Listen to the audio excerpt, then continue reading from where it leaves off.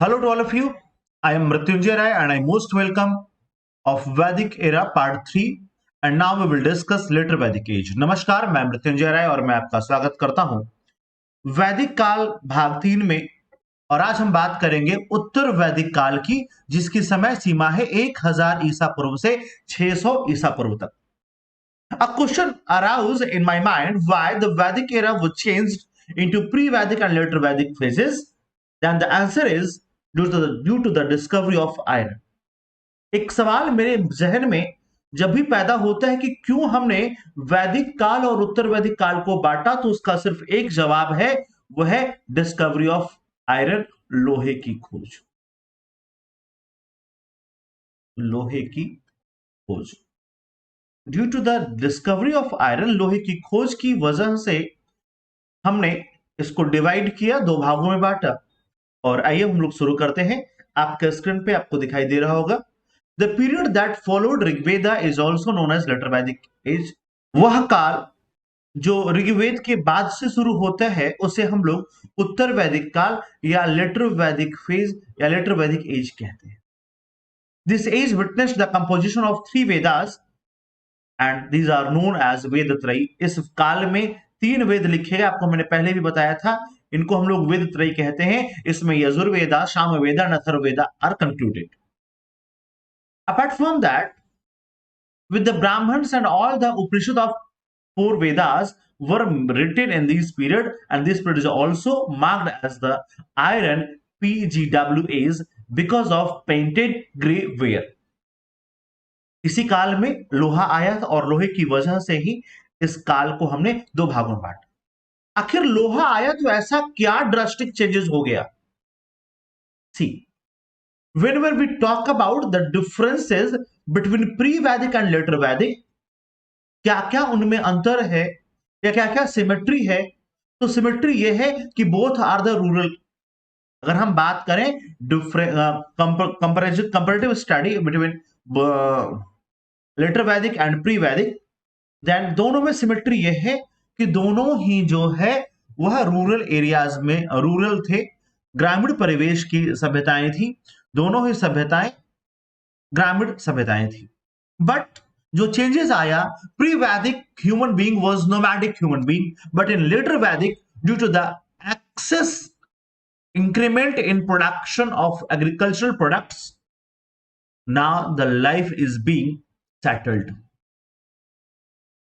एक तरफ जहां ऋग्वैदिक काल का मनुष्य अभी भी घुमक्कड़ खाना बदोश जीवन जी रहा है, आज यहां कल कहीं और अगले 2-3 महीने बाद कहीं और, उसमें परिवर्तन आया।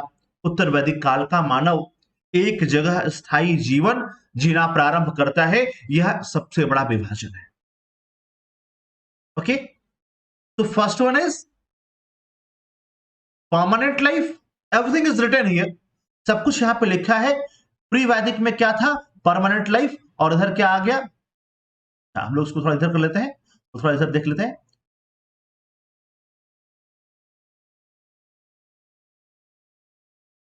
प्री वैदिक एंड लेटर वैदिक।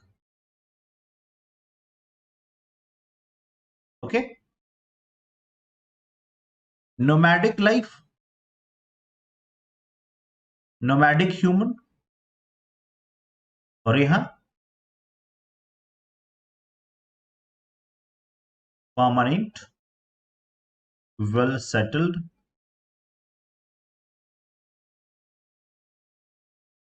ह्यूमन। यहां पे स्थायी जीवन मिल गया। प्रोडक्शन की अगर आप बात करें, इकोनॉमिक्स की अगर आप बात करें, अर्थव्यवस्था की अगर आप बात करें, तो यहां पे कैसी अर्थव्यवस्था है? सब्सटांशियल।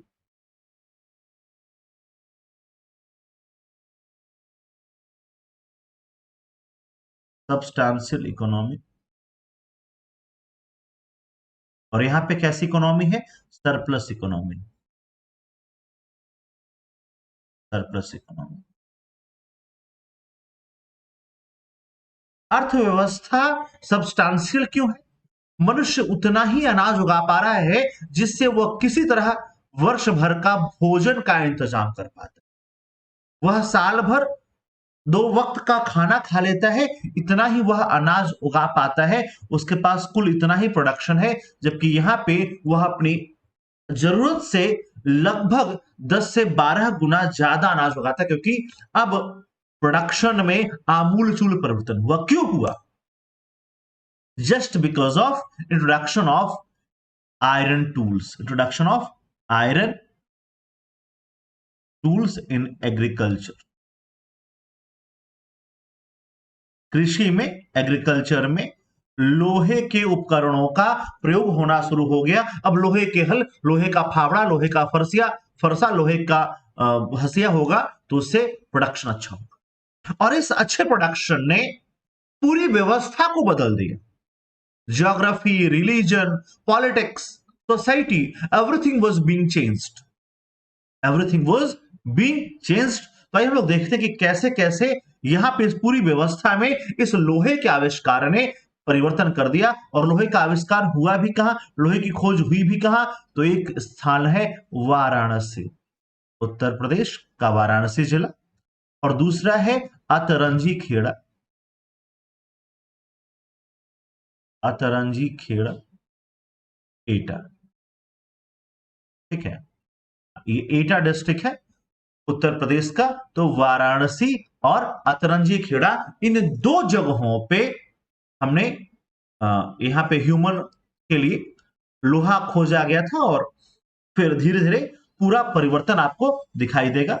आइए देखा जाए, ज्योग्राफिकल एक्सप्रेशन या एक्सपेंशन की बात करेंगे हम लोग। All later Vedic text were compiled in upper Gangetic basin during 1000 to 600 BC during the later Vedic period. Yes exactly, जितना ऋग्वेद को छोड़ करके जितना भी आपके पास वैदिक टेक्स्ट है, जितना आपके पास रिलीजियस टेक्स्ट है, चाहे वो उपनिषद हो, चाहे it may be Upanishad, it may be Vedatrayi, it means Samaved, Atharvaved and Yajurved. It may be all Brahmins, it may be all Puranas, it may be all Aranakyas. All were written only and only in later Vedic era and upper Gangetic basin, ऊपरी Ganga basin में ये सब तैयार हुआ था litre Vedic period में। हम लोग बात कर रहे थे कि उत्तर वैदिक काल में जो ज्योग्राफिकल एक्सटेंशन था वो आर्य पूर्व और दक्षिण की तरफ बढ़े, और उन्होंने उत्तरी मैदान और गंगा यमुना के दुआब में अपने आप को विस्तारित किया या अपने आप को वहां पर सेटल्ड किया।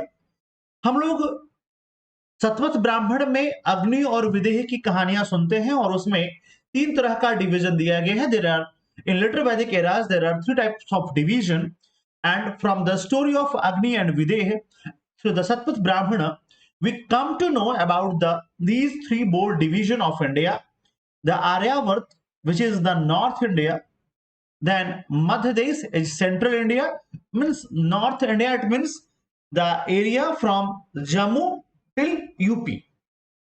In Central India, the Madhya Pradesh Chhattisgarh region, and Dakshinapath is the entire Dakhan Plateau और Southern India. आर्यावर्त में हम लोग कश्मीर से लेकर के उत्तर प्रदेश तक के क्षेत्र को रखते हैं। मध्य देश में मध्य प्रदेश, छत्तीसगढ़ और उसके आसपास के क्षेत्रों को रखते हैं, जबकि दक्षिणापथ में हम लोग पूरे दक्कन को, दक्कन भारत को या दक्षिण भारत को शामिल करते हैं। हम लोग आगे बात करेंगे लेटर वैदिक काल में कि राजा का ओरिजिन कैसे हुआ, origin of king, origin of kingship, राजत्व कैसे आया, राजत्व का क्या कॉन्सेप्ट था। तो एक बात ध्यान दीजिएगा कि राजत्व के बारे में हमें सबसे ज्यादा जो जानकारी मिलती है, we come to know about the kingship or the coronation of kings, or the functioning of kings, kingdoms, the function of kings from the Aitareya Brahman. Aitareya Brahman is the most suitable Vedic text which tells us about, which explain about the rational theory of the kingship, जो राजा के बारे में सबसे सही जानकारी देता है। और ये कहता है कि राजा का जो इलेक्शन था वो कॉमन कंसेंट से हुआ है, राजत्व की जो उत्पत्ति हुई है, that was the election, through the election and by the common concept. Taittiriya ब्राह्मण कहता है कि डेविनिटी, ओरिजिन ऑफ किंगशिप, तैतरीय ब्राह्मण राजत्व के दैवीय सिद्धांत की चर्चा करता है। किसकी चर्चा करता है? राजत्व के दैवीय सिद्धांत की, कि राजा कोई आम व्यक्ति नहीं है। The king is not a ordinary human being, he is gift of God. The kingship is given by the divinity. राजत्व जो है देवत्व का प्रभाव है, ऐसा माना जाता है। और इसके बाद जो है वैदिक कल्चर में, लेटर वैदिक एरा में, हमें 5 तरह के राज्य और राजाओं का जिक्र मिलता है। These 5 types of states and their system, their kingdoms. The rajya, it means central kingdom. जो मध्यवर्ती क्षेत्र है, वहां के राजा को हम लोग राज्य कहते थे, वहां के क्षेत्र को, और वहां के राजा को राजा कहते, वहां के किंग को राजा कहते हैं। राज्य तो राजा। In southern kingdom, the emperor was considered as, the umpire was considered as Bhoj and Raja was called as Bhoj। आपने बहुत बार नाम सुना होगा राजा भोज। वो सुना आपने, कहा राजा भोज, कहा गंगू तेली। तो भोज was the king in the southern region। स्वराज्य is province in the western region and ruled by Saurashtra या Saurat, स्वराट। The Hindi term is स्वराट, स्वराट। Okay. In northern part, Vairaj ruled by Virat and साम्राज्य in eastern part and ruled by सम्राट। राज्य होगा तो king को राजा कहेंगे, भोज्य होगा तो किंग को भोज कहेंगे, स्वराज्य होगा किंग को स्वराट कहेंगे, वैराज्य होगा किंग को विराट कहेंगे, साम्राज्य होगा किंग को सम्राट कहेंगे। Is that clear? So let's move towards the administrative machinery। In later Vedic era, there was the detailed administrative machinery we have, and these administrative machineries collectively known as Ratnin। There are 12 Ratnins, 12 Ratni हैं जो राजा की सहायता करते हैं, जो king को उसके काम के लिए असिस्ट करते हैं। और उसमें राजा जो है बहुत तरह के टैक्स भी उनके माध्यम से वसूलता है, जैसे बलि, शुल्क, भाग या भोग। आइए देखा जाए कौन कौन से इंपॉर्टेंट ऑफिसर्स हैं। Purohit, chief priest, also called as Rashtragopa. पुरोहित को हम लोग राष्ट्रगोप भी कहते हैं और वो राज्य का मुख्य पुरोहित है। सेनानी, सुप्रीम कमांडर ऑफ आर्मी। वज्रपति is officer in charge on pastoral land, जो पशुचारण के लिए भूमि है, जो पॉस्चर लैंड है उसका ऑफिसर इंचार्ज है। जीवगृह पुलिस ऑफिसर है। स्पस वो गुप्तचर है, मैसेंजर है, स्पाइस है। ग्रामीणी लीडर ऑफ विलेज, गांव का हेल्पमैन है, गांव का सरपंच है।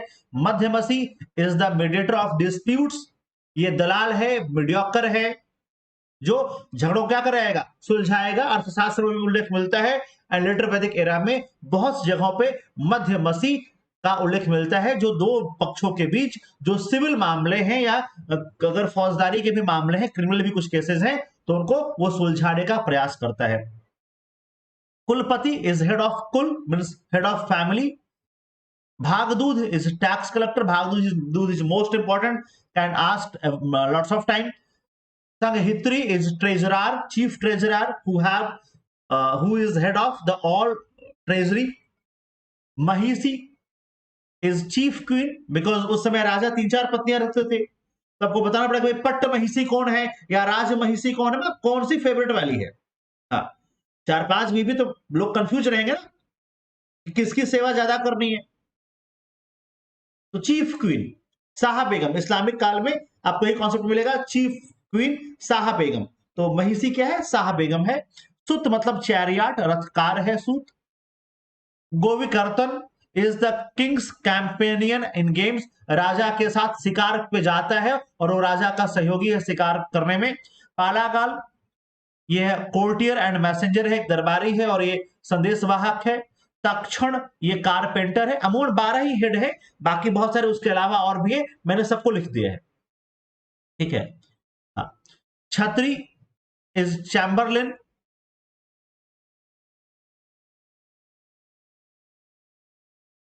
अक्षवाप अकाउंटेंट। स्थापति इज चीफ जज। ग्राम्यवादीन इज विलेज जज। एंड रथकार इज द चैरियट मेकर, जो रथ बनाएगा। एंड अधिकृता is the village officer and lowest in the administrative rank. Okay. Apart from that, there are some kingdoms in the later Vedic period. Let's have a look. Panchal. In Panchal, the region of Bareilly, Badaयूं and Farrukhabad, Kushinagar, the northern region of Uttar Pradesh, including Gazipur, including Gorakhpur and Devariya. Kasi is modern Varanasi, as we all know. Koshal is Faizabad, Ayodhya in Uttar Pradesh. Southern Madhya is near Amritsar. Uttara Madhya is in Kashmir because the Madhya is Punjab. The Madhya is entire Punjab. Okay.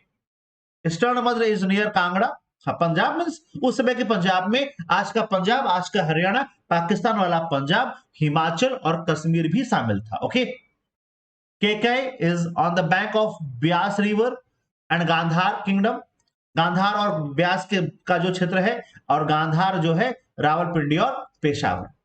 तो ये उस समय का political system था. उस समय ये 9 अलग अलग राज्य उत्तर वैदिक काल में फैले हुए थे. उनके राजाओं को आपको मैंने बता दिया, उनके एडमिनिस्ट्रेटिव ऑफिसर्स आपको मैंने बता दिए. अब हम बात करते हैं उनके इकोनॉमिक कंडीशंस की. एज वी ऑल नो कि इनका इकोनॉमिक कंडीशन बहुत ज्यादा रिच है. They lives in the surplus life because in pre-Vedic there are the substantial economy, substantial life, because they have that much of production, so they could survive anyhow throughout the year. But now, due to the discovery of iron in the Iron Age, the agrarian tools were made by irons. लोहे का खोज हुआ तो बहुत सारे औजार हथियार लोहे से बने. और जब औजार और हथियार लोहे से बने तो नतीजा क्या हुआ? There was a drastic changes in agriculture. कृषि में एक बड़ा परिवर्तन आया. The production was increasing like this. जो उत्पादन था वो कुछ ऐसे बढ़ गया, ऐसे ऐसे बढ़ रहा. स्केल अप आईएस का जैसा देखा आपने ग्राफ, ये रहे ना, बिल्कुल ऐसे जूम करके बढ़ा, एकदम बहुत तेजी से बढ़ा. Now we have surplus. अब हमारे पास इतना अनाज है कि हम 4-6 साल खा सकते हैं. देन इट्स ऑब्वियस कि अब हमें सेटल्ड होना होगा. अब हम 6 साल का अनाज के कहां सर मिलकर घूमते फिरेंगे? तो हमें किसी एक जगह पे जहां हम खेती करेंगे, हमें वहीं आसपास बसना होगा. और अब शुरू होगा पशुओं के लिए युद्ध, अब शुरू होगा जानवरों के लिए युद्ध, और अब शुरू होगा खेती करने के लिए क्या चाहिए? पुत्र चाहिए. तो पुत्र प्राप्ति के लिए यज्ञ शुरू होंगे, पुत्र प्राप्ति के लिए प्रार्थनाएं शुरू होंगी. और अब धीरे धीरे महिलाओं की आर्थिक, सामाजिक और राजनीतिक स्थिति में गिरावट आएगी. कुल मिलाकर के अब जो समाज था वो मेल डोमिनेंस सोसाइटी हो गया. And women's condition, women's posture was degrading और डिक्रीजिंग इन दिस एरा. इस काल में महिलाओं की स्थिति बद से बदतर होना शुरू हो जाएगी, क्योंकि इकोनॉमिकली महिलाओं का रोल अब नहीं के बराबर है. क्योंकि खेती कौन करेगा? पुत्र करेगा खेती. तो क्या चाहिए आपको? बेटा चाहिए. ज्यादा खेती, जितना ज्यादा जमीन होगा आपके पास उतने ज्यादा आपके पास अनाज उगाने के साधन होंगे. तो उतने लोग चाहिए तो अनाज पैदा होगा. तो क्या मांगेगा? बेटा मांगेगा, हर कोई पुत्र मांगेगा. The all worship was offered to getting son. तो समाज कहां बन गया? Patriarchal society, the male dominant society. Okay. तो आइए हम लोग इसको पढ़ लेते हैं एक बार. द अर्ली वैदिक period was a bronze age culture. Exactly वो कांस्ययुगीन सभ्यता थी. चॉकोलिथिक एज था. तांबा और कांसे का इस्तेमाल किया जा रहा था. वेयर एज द लेटर वैदिक period was iron age culture. अब तांबे और कांसे से, ब्रॉन्ज एंड कॉपर से आप हार्डकोर टाइप के एग्रेरियन टूल्स नहीं बना सकते. It means now the agrarian tools will made frequently. उसमें से क्या होगा? खेती होगा और पूरा सोसाइटी बदल जाएगा. एक बात और समझ लीजिए, किसी भी व्यवस्था के पीछे सिर्फ एक व्यवस्था काम करती. दुनिया में जितनी भी व्यवस्थाएं चल रही हैं उन सब के पीछे सिर्फ एक व्यवस्था काम करती है, और वह व्यवस्था है अर्थव्यवस्था. तो सुना है ना आपने, बाप बड़ा ना भैया, सबसे बड़ा रुपया. तो अर्थव्यवस्था ही सारी व्यवस्थाओं का संचालक है. द ऑल सिस्टम वर्क्स और operate just because of economic condition. economic system. So let's see. The transition of Vedic society from the semi-nomadic life to settled agriculture and the later Vedic age leads to an increase in the trade and competition for resources. हम लोग जो अर्ध घुमंतु थे, semi nomadic थे, यायावर खानाबदोश जीवन जो जी रहे थे, अब हम कृषि की वजह से सेटल लाइफ में आ गए और अब हम ज्यादा से ज्यादा रिसोर्सेज अपने पास रखें, ज्यादा से ज्यादा खेती करें, ज्यादा से ज्यादा जमीन पर कब्जा कर लें, इसके लिए अब कंपटीशन शुरू हो जाएगा. ठीक है. चावल, rice, barley, beans, seems and wheat were cultivated. यानी चावल, जौ, बाजरा, बीन्स और सेब वगैरह की खेती, गेहूं वगैरह की खेती हो रही थी. राइस वाज कॉल्ड एज ब्रीही इन वैदिक टेक्स्ट. चावल को ब्रीही कहा गया है. ब्रीही ऐसे लिखा जाएगा. गाइस आपको एक बात और ध्यान देना है, ये प्रीलिम्स की कक्षाएं हैं, मैं बार बार कहता हूं, पेपर पेन लेके बैठेंगे, पूरा एक एक चीज आपको मैं बता रहा हूं, प्लीज नोट डाउन. ठीक है. Now the agricultural technology was developed and the farmers started plowing lands with the 6 to 24 bulls.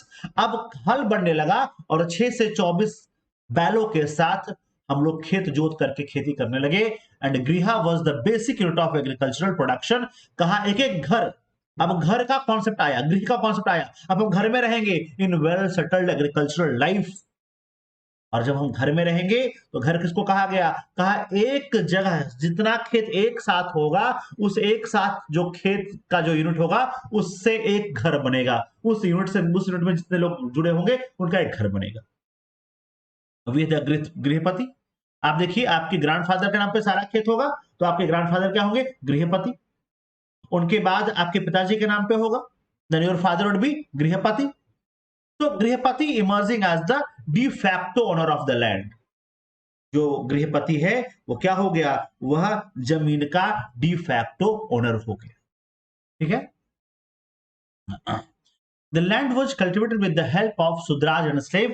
उस समय जो खेती हो रही थी with the help of slaves and Sudraj. Sudraj were considered as the helper society, helper community. The Vaishya were producing class and the Kshatriya or the Rajanya and the Brahmana depends them for their subsistances. वैश्य जो है वो produce करेगा, राजा कर लेगा उससे, और ब्राह्मण भी जो है उससे अपना हिस्सा लेगा, और दोनों उसके ऊपर क्या होंगे? डिपेंडेंट होंगे.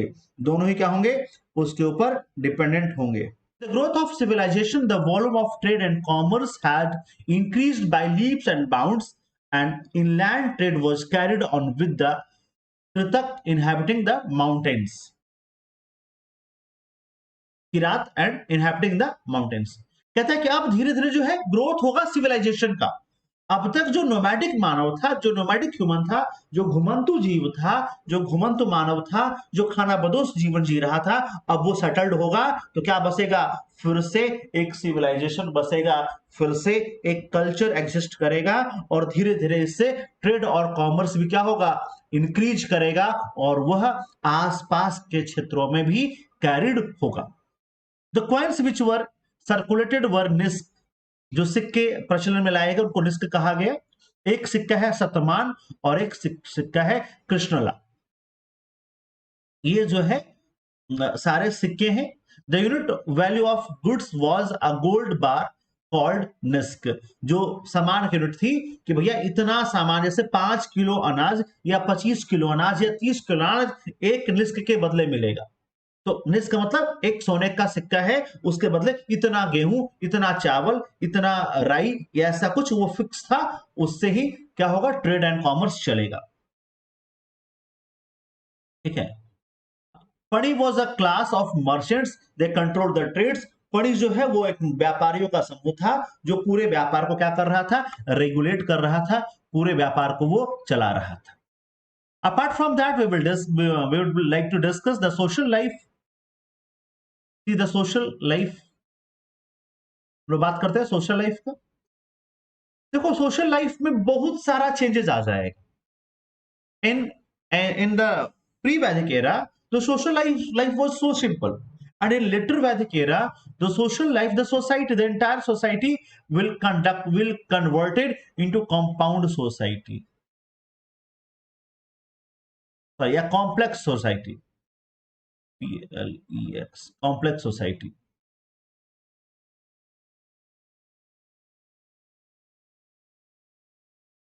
सोसाइटी जो है पहले से क्या हो जाएगी, कॉम्प्लेक्स ज्यादा हो जाएगी। क्यों ज्यादा कॉम्प्लेक्स हो जाएगी?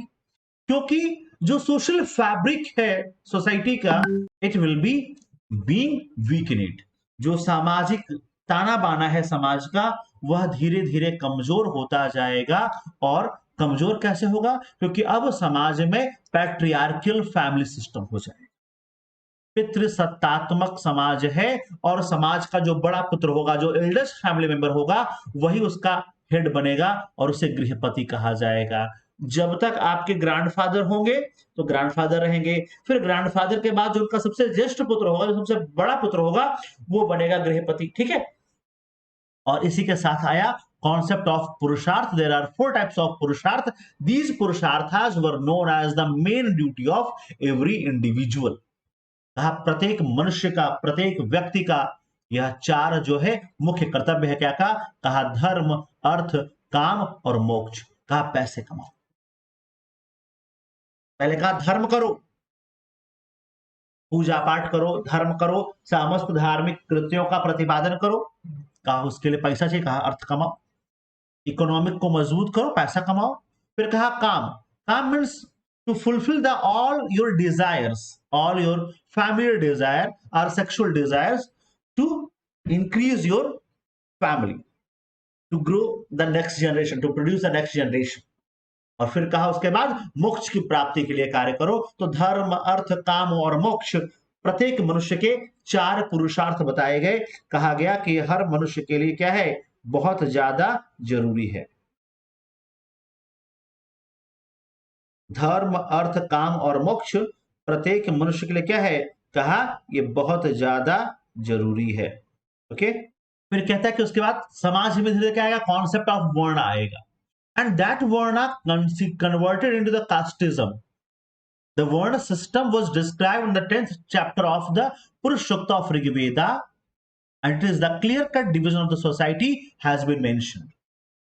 कहा 4 वर्ण होंगे, ब्राह्मण, क्षत्रिय, वैश्य, शूद्र। कहा ब्राह्मण क्या करेगा? कहा ब्राह्मण टीचिंग करेगा, लर्निंग करेगा, अध्ययन अध्यापन करेगा। Performance and hosting of sacrifices. कहा यज्ञ को पूर्ण कराएगा और यज्ञ भार को ग्रहण करेगा, सेक्रीफाइसेस को होस्ट करेगा। कि क्षत्रिय जो है जमीन और लोगों की रक्षा करेगा, राज्य की रक्षा करेगा, लोगों की रक्षा करेगा और त्याग करेगा, सेक्रीफाइस करेगा। वैश्य कहा क्या करेगा? कहा ट्रेड एंड एग्रीकल्चर करेगा, पैसे कमाएगा। और शूद्र कहा submission of service of the upper 3 classes. कहा उपरोक्त तीनों वर्णों की क्या करेगा? शूद्र सेवा करेगा।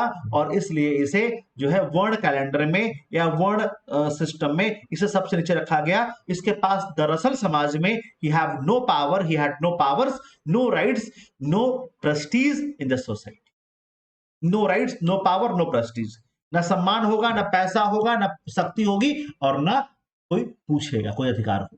ठीक है। The 3 varnas, it means the Brahman, Kshatriya and Vaishya combined, perceived as the higher varnas are higher age, and Sudras were considered as the lower varnas. Okay, and gradually it will become the casteism. Just remember one thing: varna system is based on. Just note down one thing: varna system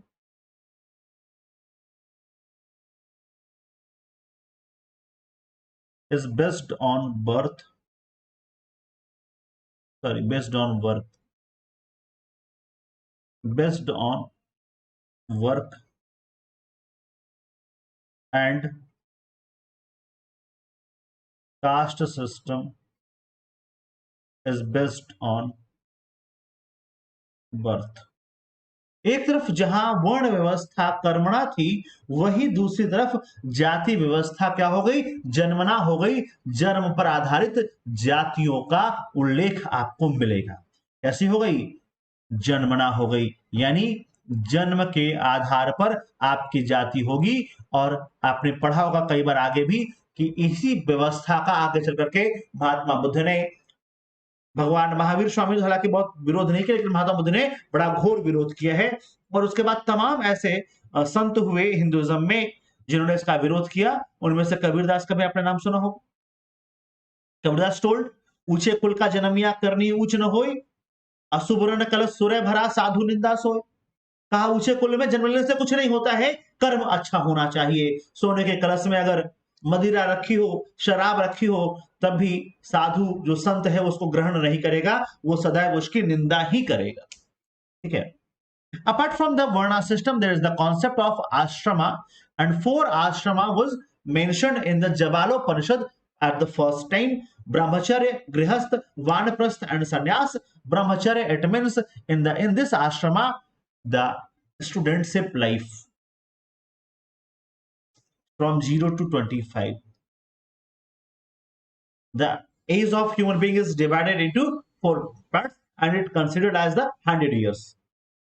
Grihasth ashrama 26 to 50 to get married, produce your children. Then Vanprastha, partial retirement of household life, अंशतः retirement लेना household life से 51 to 75. And संन्यास आश्रम, the complete retirement from the social life, शादी ब्याह और जो सामाजिक दायित्व था पूरा, उन सब से पूर्णतः मुक्ति को प्राप्त कर लेना, और कहीं दूर जाकर के जंगल में जहां पे अपना कोई न हो, वहां जाकर के ईश्वर की साधना करना ताकि मोक्ष की प्राप्ति हो सके। And 76 to 100 years. Okay, that is the concept of Varna ashram system. 4 Varna, Brahman, Kshatriya, Vaishya, Shudra, and 4 ashramas, Brahmacharya, Grihastha, Vanaprastha, and Sannyas. In society, there is the system of marriages. Let's read it. There are the 2 type of marriages in our society. First one is the Anulom and Pratilom marriages in the Vedic era, in the Rig Vedic era. But the later Vedic era, the Anulom and Pratilom are intervarna marriages, were disliked, were forbidden. And similar Gotra, similar family marriages were also forbidden in the later Vedic era. उत्तर वैदिक काल में सगोत्रीय विवाह वर्जित था और अंतर जातीय अंतर्वर्णीय विवाह भी वर्जित है। नहीं, दूसरे वर्ण में आप विवाह नहीं कर सकते। ब्राह्मण का विवाह ब्राह्मण वर्ण में ही होगा, क्षत्रिय का विवाह क्षत्रिय वर्ण में होगा, और अपने परिवार में नहीं, गोत्र में नहीं होगा। ठीक है। तो anuloma marriages used to perform between the bridegroom from higher varna and bride from the lower. कहा जब दूल्हा उच्च वर्ण का होगा और दुल्हन निम्न वर्ण की होगी तो यह विवाह कहलाएगा अनुलोम विवाह, और प्रतिलोम विवाह में दूल्हा निम्न वर्ण का होगा और दुल्हन उच्च वर्ण की होगी। The groom from lower varna and bride from the higher varna. तो अनुलोम और प्रतिलोम दोनों टाइप के विवाह थे, बट दोनों तरह के विवाह क्या हुए, प्रोहिबिटेड हुए, इनकी निंदा की गई, क्योंकि इनसे जो संतान उत्पन्न हुआ उसे अछूत माना गया, उसे अनटचेबल माना गया और उसे चांडाल कहा गया। Apart from that, Smriti text में, मनुस्मृति में और बाकी स्मृति ग्रंथों में 8 प्रकार के विवाह बताए गए हैं। ब्रह्म विवाह, दैव विवाह, प्रजापति विवाह, असुर विवाह, गंधर्व विवाह, सॉरी आर्ष विवाह, गंधर्व विवाह, असुर विवाह, राक्षस विवाह और पैशाच विवाह। ब्रह्म विवाह, the father give his daughter in hand of a no knowledgeable person and well behaved groom with the proper rites and rituals. का किसी योग्य व्यक्ति के रूप में किसी ज्ञानी पुरुष के हाथ में अपनी कन्या का हाथ पिता देता है, तो यह ब्रह्म विवाह कहलाता है। कहा दैव विवाह, का कन्या का पिता यज्ञ कराएगा और यज्ञ करने वाले पुरोहित को दक्षिणा के रूप में, फीस के रूप में अपनी बेटी का हाथ दे देगा, वो कहलाएगा दैव विवाह। प्रजापति विवाह, the father leads the groom and appeal the couple to follow religious duties. कहता है कि कन्या का पिता अपनी कन्या का हाथ दूल्हे के हाथ में कहता है कि तुम दोनों वैवाहिक जीवन जियो और अपने वैवाहिक जीवन के ड्यूटीज को फुलफिल करो, उनको फॉलो करो, उनको पूरा करो। आर्ष विवाह में जो है वो कन्या का पिता, फादर ऑफ ब्राइड, दूल्हे से जो है एक पेयर ऑफ कैटल लेता है, एक जोड़ी गाय और बैल लेता है धार्मिक कार्य के लिए, और गाय और बैल के बदले, या एक जोड़ी काऊ या एक जोड़ी कैटल कोई भी ले लेगा, गाय या बैल ले लेगा, उसके बदले अपनी बेटी उसको दे देता है। और गंधर्व विवाह इज लाइक लव मैरिजेस, स्वयंवर, जिसमें the marriage through the consent of bride and groom, दुल्हन दुल्हे को पसंद करती है। गंधर्व विवाह, इसको प्रेम विवाह भी कहते हैं, लव मैरिज भी है। असुर, राक्षस और पैशाच, these three types of the hateful marriages. The Asur Vivah, it means the groom give money to bride's father and purchase her for the marriages. असुर विवाह में दूल्हा जो है दुल्हन के पिता को पैसे देकर के, दुल्हन का मूल्य चुका करके, दुल्हन को खरीद करके उसे विवाह करता है।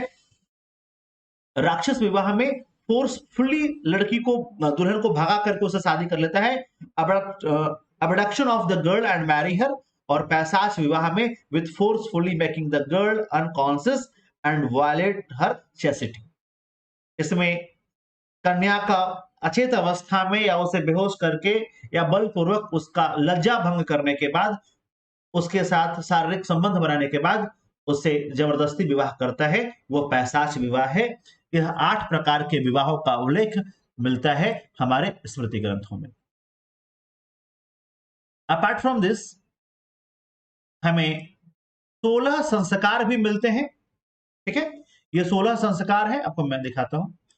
ये 3 संस्कार बिफोर बर्थ है, ये दीज 3 आर बिफोर बर्थ, गर्भाधान, पुंसवन एंड सीमांतोनयन।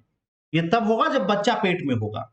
और एक है जो आफ्टर डेथ होता है, बाकी जो है 12 वो जीवन जीते समय होता है। देखिए, पहला है गर्भाधान, सेरेमनी फॉर कॉन्सेप्शन, गर्भ धारण करने के लिए एक सेरेमनी होती है, उसे गर्भाधान कहते हैं। उसके बाद जो है पुंसवन होता है, जो भ्रूण है, जो फेटस है, उसके प्रोटेक्शन के लिए पुंसवन होता है। और ये लगभग तीसरे महीने से लेकर के 7वें महीने तक जो प्रेग्नेंट मदर है उसका एक रिचुअल्स है, satisfying the carvings of the pregnant mother.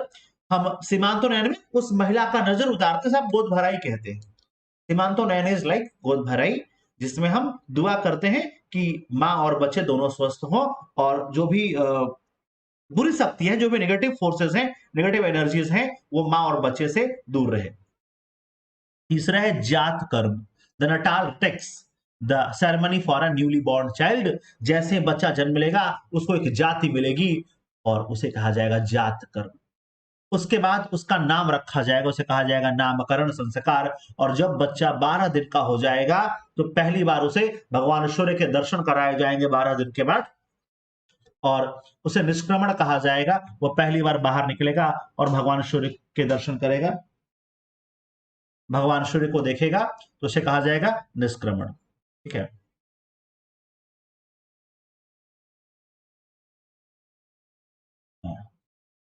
उसके बाद अन्नप्राशन, जब बच्चा 6 महीने का होगा उसे पहली बार जो है माँ के दूध के अलावा कुछ खिलाया जाएगा। मुंह में खीर खिलाने की परंपरा है, rice boiled with the milk है। उसके बाद उसका चूड़ा कर्म होगा, मुंडन अरेंजमेंट होगा, उसके सर के बाल उतारे जाएंगे, मुंडन होगा उसका। और उसके बाद ईयर प्राइसिंग होगा, कर्णभेदन, उसके कान छेदे जाएंगे। और उसके बाद जो है विद्यारंभ होगा, उसमें वो अल्फाबेट ABCD का जो उसको सीखना है वो सीखेगा। और उसके बाद होगा उसका उपनयन, हॉली थ्रेड सेरेमनी, इट मींस यज्ञोपवीत संस्कार, जनेऊ संस्कार। और जनेऊ संस्कार के बाद उसका शुरू होगा वेदारंभ, उसकी शिक्षा प्रारंभ होगी। ये विद्यारंभ है, उसका शुरू होगा वेदारंभ। और वेदारंभ के बाद जो है उसका होगा समापवर्तन। समापवर्तन के बाद उस बच्चे को कहा जाएगा स्नातक, ग्रेजुएट, द ग्रेजुएशन सेरेमनी। यहां पे उसका स्टूडेंटशिप, उसका विद्यार्थी जीवन संपूर्ण होगा। और स्नातक समावर्तन में 7 नदियों के पवित्र जल से या 7 कुओं के पवित्र जल से शिक्षक विद्यार्थी को स्नान कराता है। और जो छात्र स्नान तक रुका होता है वह स्नातक की उपाधि धारण करता है। स्नातक, स्नान प्लस तक।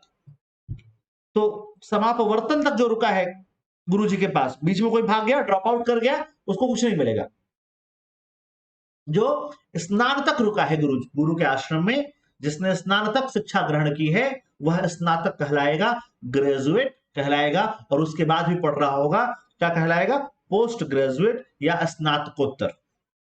के बाद मैरिज होगा, विवाह होगा, और उसके बाद जो है वह वानप्रस्थ के लिए तैयार होगा, और अब जंगल के लिए वो तैयार हो रहा है, और उसके बाद संन्यास आश्रम है, और उसके बाद उसकी मृत्यु होगी और अंत्येष्टि, अंतिम संस्कार किया जाएगा। हम लोग समाज की बात कर रहे थे, हम लोग बात करेंगे समाज में कि समाज में महिलाओं की दशा कैसी थी। तो this period onwards the status of woman started deteriorating. दिनों दिन स्थितियां गिर रही थी, खराब हो रही थी। The rights which they had earlier were not enjoyed in this period. इसके पहले जो अधिकार उन महिलाओं के पास थे, इस काल में वह अधिकार उनके पास नहीं बचा है। और अब husband received the status of, जो पति है वह ईश्वर हो गया, वह देवता बन गया। And women were denied to educate, और महिलाओं से उनके शिक्षा का अधिकार छीन लिया गया। अब महिलाओं को शिक्षा का अधिकार नहीं है, अब महिलाएं पढ़ेंगी नहीं, और जब पढ़ेंगी नहीं तो महिलाएं आगे बढ़ेंगी नहीं, यानी यानी महिलाएं पढ़ेंगी नहीं तो महिलाएं आगे बढ़ेंगी नहीं, और उनकी स्थितियां दिनों दिन खराब हो जाएंगी। Now women were attaining attending lectures of Guru rarely. अब बहुत कम ही महिलाएं बची थी जो कि गुरु के आश्रम में रह करके शिक्षा वगैरह प्राप्त कर रही थी, या लेक्चर्स वगैरह को अटेंड कर रही थी, या पढ़ रही थी। ऐसी महिलाएं आपको बहुत कम मिलेंगी जो पढ़ रही हैं। In Brihadaranyaka Upanishad tells of learned lady Gargi who attend the discussion of the sage Yagyavals mentioned that knowledge were not confined for men only। एक महिला का उल्लेख मिलता है कहा, बृहदारण्यक उपनिषद में। गार्गी, और गार्गी का राजा जनक के दरबार में याज्ञवल्क के साथ होता है, शास्त्रार्थ डिस्कशन होता है, डिबेट होता है, और उस डिबेट में गार्गी ने बता दिया, याज्ञवल्क को हरा दिया, और याज्ञवल्क जब हारने लगते हैं तो अपना कमंडल फेंक करके गार्गी को मारते हैं, और उनका सर फूट जाता है, और कहते भी उसके पहले हैं कि चुप रहो वरना तुम्हारा मार करके सर फोड़ दिया जाएगा, और यही वो करते हैं याज्ञवल्क। लेकिन फिर भी गार्गी ने यह साबित कर दिया कि शिक्षा केवल पुरुषों के कब्जे में रहने वाली विरासत नहीं है, शिक्षा पर अधिकार महिलाओं का भी है, शिक्षा पर अधिकार महिलाओं का भी है। ठीक है। सती एंड वेली सिस्टम, यानी सती प्रथा और दास प्रथा जो है, वेल सिस्टम वर बिकम प्रिवलेंट। इस समय सती प्रथा और दास प्रथा जो है बहुत महत्वपूर्ण प्रथाएं हो जाएंगी। And Hindu Dharmashastra were denied to offer prayers and sacrifices, practices and to take to participate the religious pilgrims to the women. इस समय महिलाओं के लिए यज्ञ करना, तीर्थ करना क्या हो जाएगा, वर्जित हो जाएगा। और अब महिलाएं केवल और केवल घर की चार दीवारी में पड़ा हुआ एक सामान रहेंगी। महिलाएं क्या रहेंगी, केवल और केवल घर की चार दीवारी में पड़ा हुआ एक सामान रहेंगी। ठीक है। Manusmriti laid down various restrictions regarding the traditional rights for women in his book Manusmriti। Manusmriti जिसको हम लोग हिंदू रिलीजियस टेक्स्ट बुक कहते हैं, या हिंदू कोड बुक कहते हैं, हिंदू लॉ बुक कहते हैं, उसने मनुस्मृति में बहुत सारी महिलाओं पर क्या किया गया, रिस्ट्रिक्शन लगाया गया। ठीक है। उनके जो ट्रेडिशनल राइट्स थे वो सब हटा दिए गए, यहां तक कि उपनयन संस्कार महिलाओं को पहले मिलता था, which was previously both for boys and girls, are now only for the boys.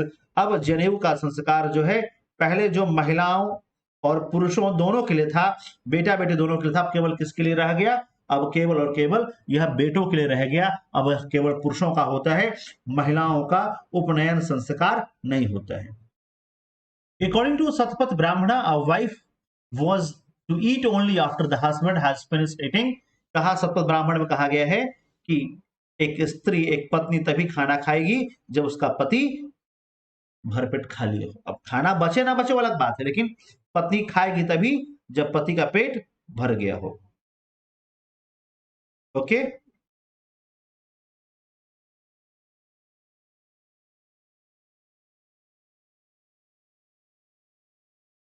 See, now the religious sense, the some religious rituals we will discuss. In later Vedic era, the religion was also changed drastically. इस काल में religion भी जो है बहुत तेजी से बदल रहा था, रिलीजन भी बहुत तेजी से आगे बढ़ रहा था। क्या था ऐसा रिलीजन, क्यों बहुत तेजी से आगे बढ़ रहा था? तो अब बहुत सारा बदलाव आया धर्म में, रिचुअल्स बदल गए। पहले का जो धर्म था, जो अर्लियर या अर्ली वैदिक एज का जो धर्म था, वह नेचुरल रिलीजन था। बट अब का जो धर्म है वह कंप्लीटली क्या हो गया? हिपोक्रेटिक रिलीजन हो गया, या वह आडंबर से और यज्ञ से दबा हुआ धर्म हो गया। अब उसमें यज्ञ और कर्मकांडों की प्रधानता आपको स्पष्टतः तौर पे दिखाई देगी। The god like Indra, Varuna, Surya become unpopular, whereas the new god like Vishnu, Rudra and Shiva were emerged. अब किसकी महत्ता आ गई? विष्णु, रुद्र और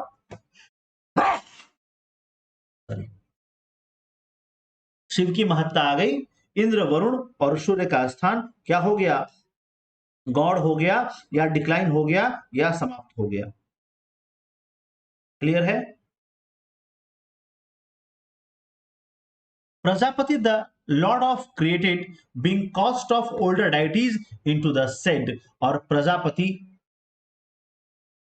मुख्य देवता माने गए और बाकी जो देवता थे, जो प्रदेवता थे, कहां चले गए? पीछे चले गए। Pushan became the god of Shudras, Pushan जो है शूद्रों के देवता हो गए, और इनका जो रथ है वो बकरे खींचते थे। The chariot of Pushan was drawn by the goat or cattle. Was the protector of cattle in the early Vedic period. प्रारंभिक काल में या प्री वैदिक काल में, पूर्व वैदिक काल में यह पशुओं के देवता हुआ करते थे। Vishnu occupied the place of Varuna as the most sublime among the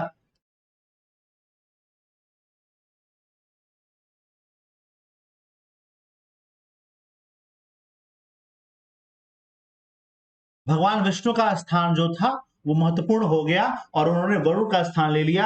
अब वह सभी ऋषियों के क्या हो गए? आराध्य देवता हो गए। The sacrifices varied and codified with the various types of rules and regulation. जो भी यज्ञ थे कर्मकांड में बदल गए, उनके परफॉर्मेंस में बहुत सारा सैक्रिफाइसेस जुड़ गया, और अब जो है कुलपति का जगह समाप्त हो गया, और धीरे धीरे समाज में, परिवार में, पूरे समाज में जो ब्राह्मण वर्ग था, जो पुरोहित वर्ग था, उसकी महत्ता स्थापित हो गई। क्या क्या सैक्रिफाइसेस लेटर वैदिक काल में परफॉर्म किए जाते हैं? तो उसमें एक है अश्वमेध यज्ञ। ये क्यों किया जाता है Ashvamedha yagya? Horse sacrification, it was mean to establish the political supremacy over the other kings. दूसरे राजाओं पे राजनीतिक सुप्रीमेसी को साबित करने के लिए ये किया जाता है। राजस्व यज्ञ जो है ये कंसंट्रेशन सेरेमनी या कोरोनेशन सेरेमनी हम लोग कह सकते हैं इसको। ये which conferred supreme power to the kings, यह राजा के राज्याभिषेक के अवसर पे होता है। यह राजा के राज्याभिषेक के अवसर पे होने वाली सेरेमनी है। ठीक है। रत्नविमषि, ये भी जो है राजस्व यज्ञ का पार्ट है।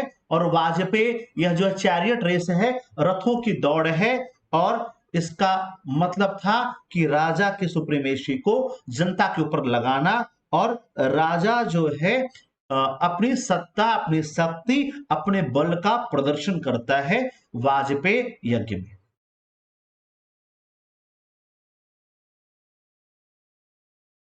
ठीक है। तो this is all about the later वैदिक period. And now in the 3 parts, 3 भागों में, the entire Vedic culture was now over. हम लोग एक एमसीक्यू सीरीज भी शुरू कर चुके हैं जिसमें स्टोन एज ऑलरेडी 2 पार्ट में अपलोड कर दिया गया है। नेक्स्ट जो है वो इंडस वैली भी 2 पार्ट में अपलोड होगा। उसके बाद वैदिक कल्चर भी हम लोग 2 पार्ट में अपलोड करेंगे। मैं कोशिश करूंगा कि धीरे धीरे मॉडर्न के भी वीडियोस आपको मैं अपलोड करता रहूं।